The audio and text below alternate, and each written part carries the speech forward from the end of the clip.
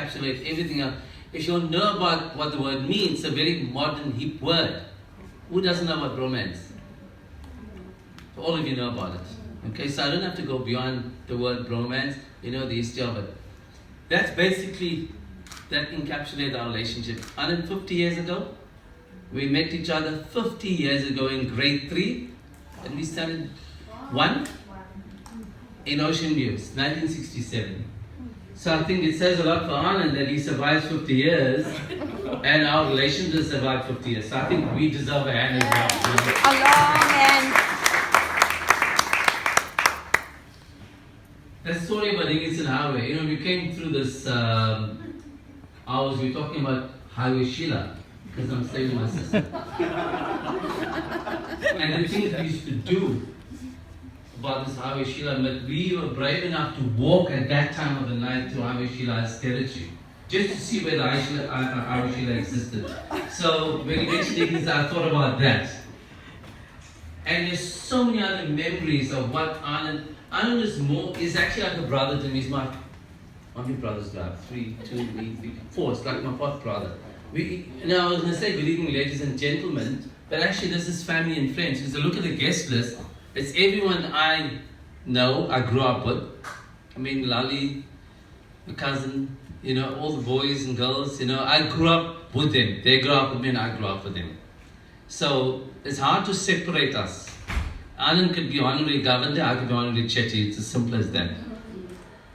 Whenever I came from PE, the first thing I did, the second thing, first thing was my home, my mom's home in Unit 2.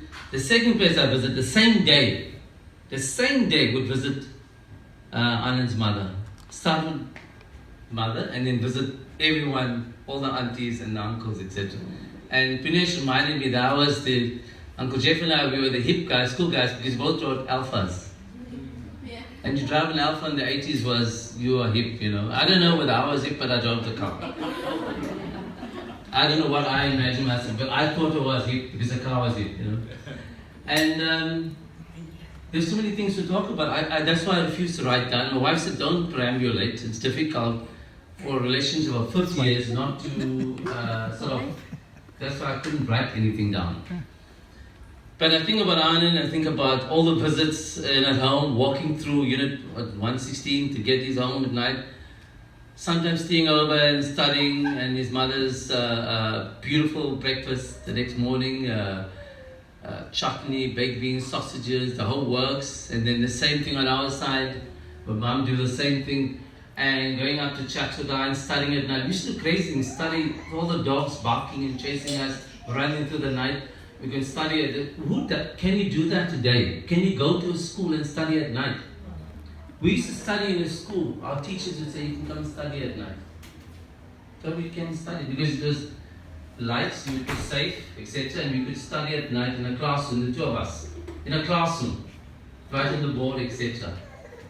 So, I think about the class. He was in the A class, I was in the B class. So he did physics, I did geography and biology and all those knowledge stuff. He did the applied math subjects. And we both went to university. We did the same Big 4. And so it carried on. And of course, I moved here. By the way, everything we did, practically, there was always like touching base. But it wasn't like you talk about this deliberately. You wouldn't say, look, I'm going to PE now. It was just like an organic thing. Just things just happened. I think what makes our friendship and more like a family than anything is that it just flowed, and Prissy came along and then children came along. I'll never forget, where's Alisha? Whenever I came down, right, remember I said it was my mum and then auntie, and then of course Alisha and the kids came.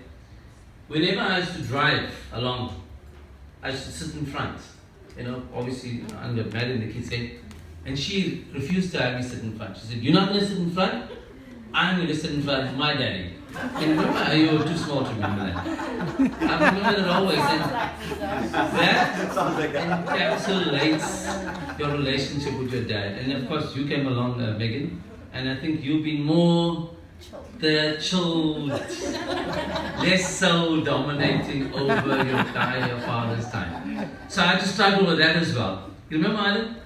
Yeah. And throughout all the movements where we moved, etc. And Anand, by the way, came wherever we went on holiday. That is not my family. We hardly did family holidays then. My mom and dad, we just the beach, etc. When we went as a group with friends, you know, the neighborhood friends, he used to come with us.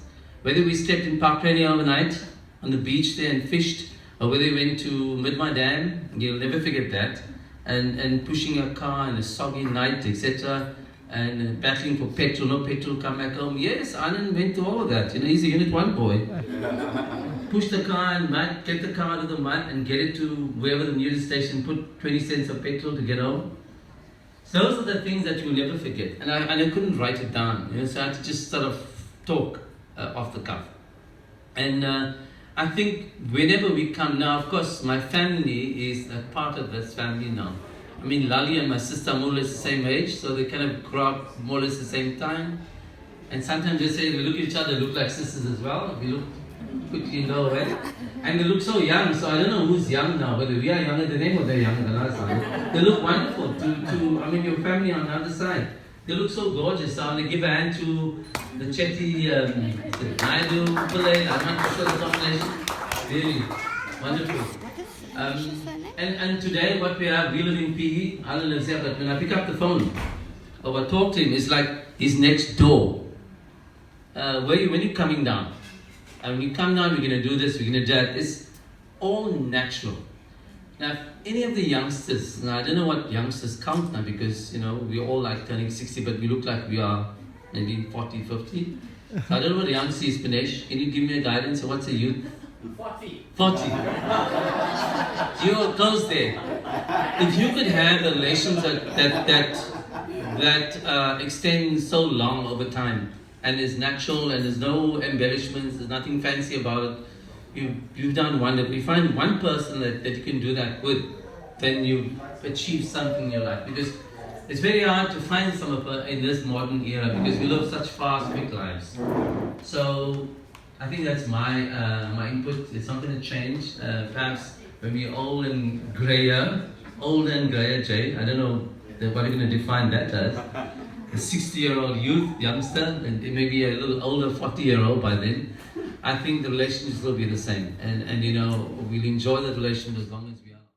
She insisted it was going to be a whole year. Because 60 years is a year. It's one day. And she made it so. She made it, everyone around her gave her a party on occasion. So I hope that people are sitting in the room here, remember this, when the girls go back to their home. And now that I found you, Beatrice, I'll be counting on you to love me forever. 'Cause I need you, honest I do. It took an awful lot of looking to find you. Oh, what a time I've been through. Darling, it's not very easy finding an angel like you. Two of us together, and we stand at heaven's door. Together forever. I'll be yours evermore. And now that I found you, girl, I'll be counting on you to love me forever. 'Cause I need you, honest I do. 'Cause I need you.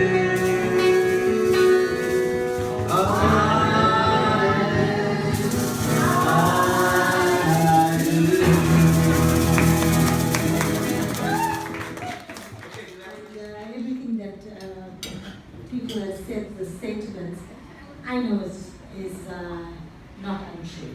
It's not anything that someone had to make up a story or go and find something on the internet to read about you. It's all true. I know I've experienced, I know you for also almost 42 years of my life, and I'm only, so young. You look young now, you know. I'm just 43, I just turned 43. Yes, for most of my life, and I know in those wonder years how your family was so important to you, and how you took care of everyone. And you are one of the most amazing doctors that I've had a privilege to be cared for by. And even my grown children, my youngest son is 29, he'll go to doctors. But when he really wants to know what's going on with him, he goes to Uncle Anand. And even with the older one who lives in Cape Town, if anything's wrong with the children, so you've treated us, you've treated our children, now you're treating my grandchildren. That is quite a legacy. And anyone who knows you will know that if you ask Anand, it's a different caliber of doctor. So I tell people that. But can I just say one thing to you? I think you've earned your rest. And I think it's time that you rest. I think you need to breathe. I think you need to exhale. Because I've watched your life. And you've done a lot. I think just enjoy the fruit of your labor. Don't let guilt be a gift that goes on giving. Let it go. Let all of it go. Because everybody loves you for the person that you are. And there's enough love to go around for you. And love covers a multitude of sins. And I just hope that you see them like you enjoyed your grandchild. And I heard that you closed the surgery at 12. My God. That's an absolute miracle. Yeah. This is a start of a new season, girls. I can tell you that. It's the start of a new season, so maybe you are going to exhale a bit. So I think. I am just a poor boy, but my story is seldom told. I have squandered my resistance for a pocket full of mumbles, such are promises. All lies and jests, till the man hears what he wants to hear, and disregards the rest.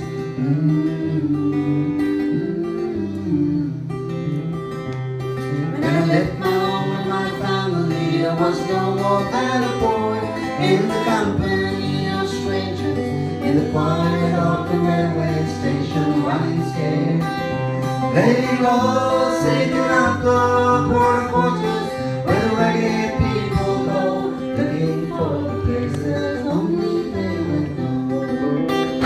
La la la, la la la la la la la.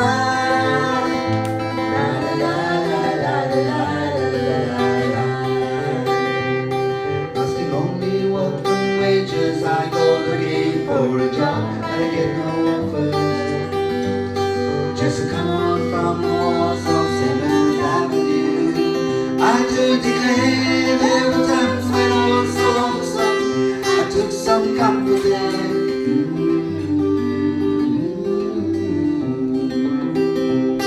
And I left all my winter clothes and wishing I was gone, going home.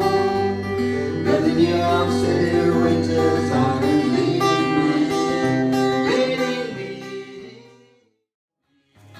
No. Be careful, you see.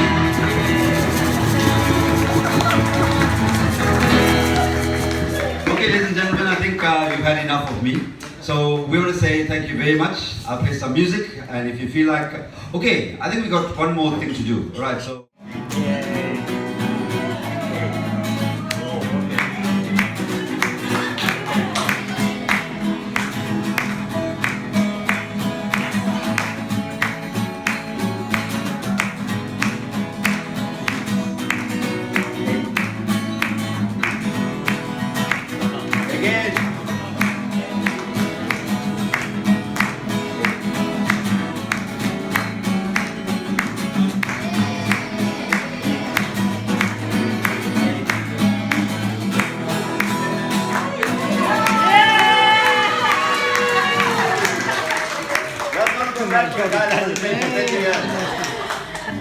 So I'm pretty sure he's going to spend a lot of time with his guitar.